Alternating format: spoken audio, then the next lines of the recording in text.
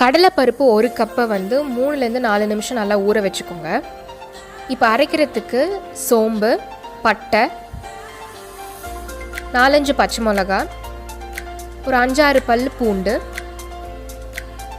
தேவையான அளவுக்கு உப்பு. இப்போ இதை வந்து நல்லா கொரப்பாக அரைச்சிக்கோங்க. ரொம்ப நைஸாக அரைக்க வேண்டாம். ஒரு வெங்காயத்தை நல்லா வெட்டி வச்சுருக்கோம். ஸோ அதை நீங்கள் ஆட் பண்ணிக்கோங்க.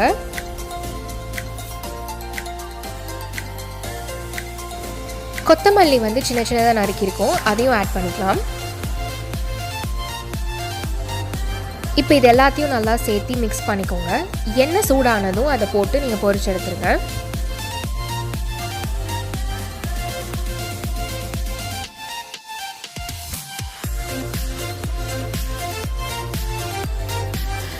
ரொம்ப ஈஸியாக செய்யக்கூடிய பருப்பு வடை இப்போ ரெடி ஆகிடுச்சு. இது கூட நாங்கள் வந்து கெச்சப்பும் கார்லிக் சாஸும் வச்சு சாப்பிட்றோம்.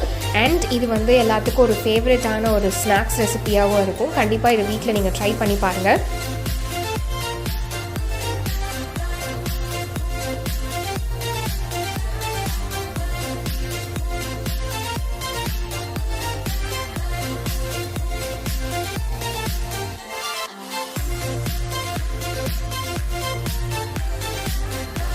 எல்லா வடையும் சூப்பராக கிறிஸ்பியாக வந்திருக்கு.